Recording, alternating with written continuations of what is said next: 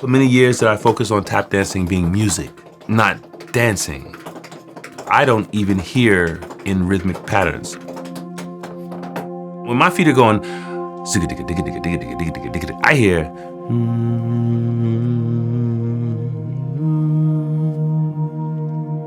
which is being powered by. But in my head, in order to get to I think.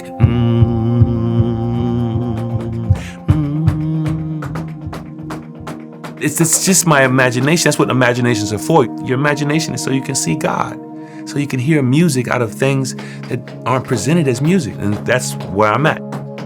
My general personality has always been that of an expressionist. I'm an idea man. Where do I see going with tap dancing? Anywhere my mind can go.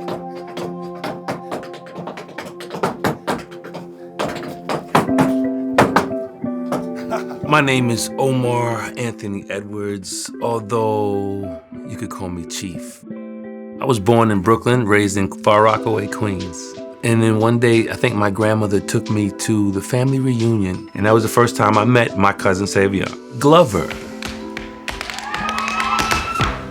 Savion's in a show called Black and Blue. I hopped train to the Men's Golf Theater one Saturday afternoon, and I sat there, and my mind was blown. I wasn't supposed to be on Broadway, but somehow I got in the game because I didn't know how to do choreography. I knew how to tap dance, sure.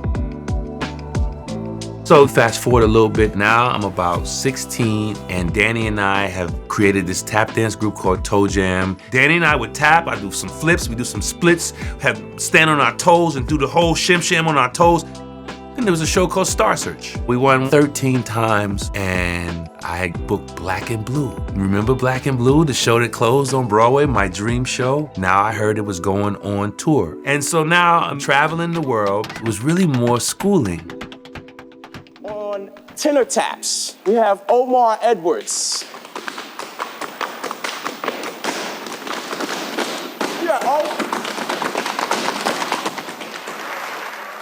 After all of that, I turned 50 years old. And yeah, that's right, 50 years old. I've been to 22 countries. I have 4 children now. And the dance is pure for me. And I'll always be in my lab. And I'll always go out and do special projects. I have a company called Dance Medicine.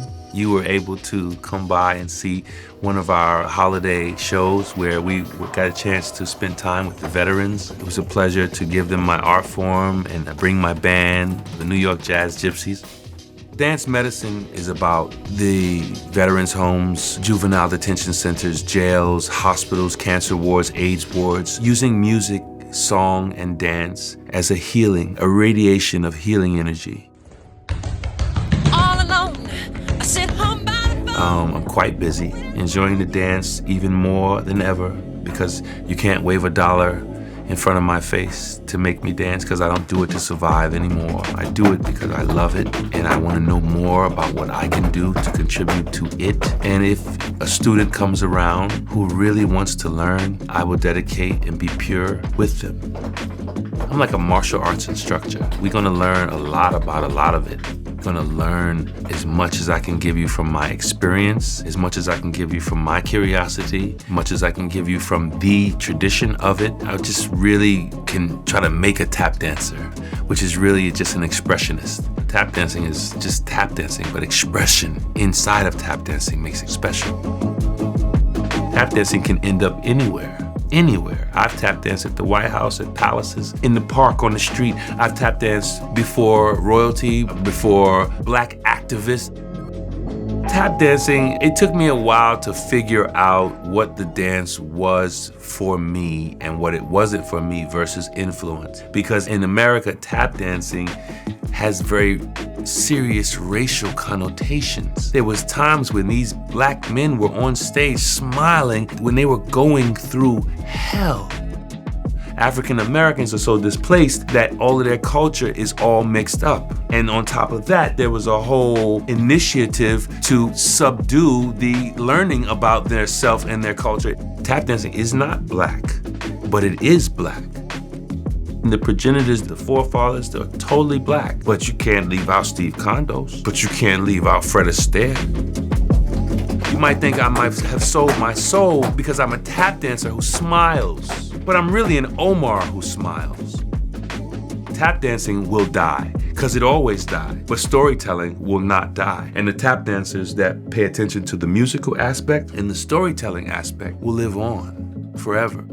Even with AI, you're still gonna need somebody to tell that story with their body, with their mouth, with their spirit, with their pain, with their joy, with their love. That's where I come in. So that's what I'll be doing.